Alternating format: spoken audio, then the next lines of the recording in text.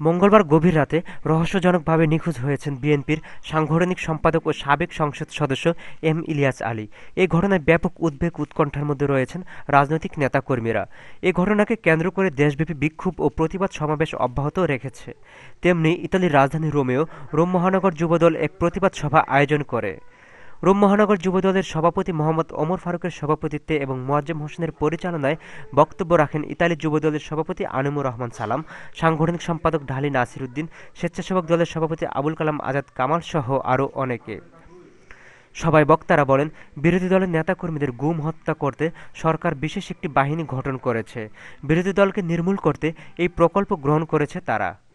এরই ধারাবাহিকতায় ইলিয়াস আলীকেও গুম করা হয়েছে। বাংলাদেশের মা বোন হইতে শিশু বাচ্চা পর্যন্ত আজকে তারা কেউ নির্যাতন থেকে বাইরে না। আপনারা দেখেন জনাব ইলিয়াস আলী সাহেব, উনি তৃণমূল থেকে বিভাষা সরকার হাসিনা, এই হাসিনা আমাদের এই নেতাকে গুম করে আমাদের দৃঢ় বিশ্বাস যে এই কুখ্যাত হাসিনা কিনা করিতে পারে।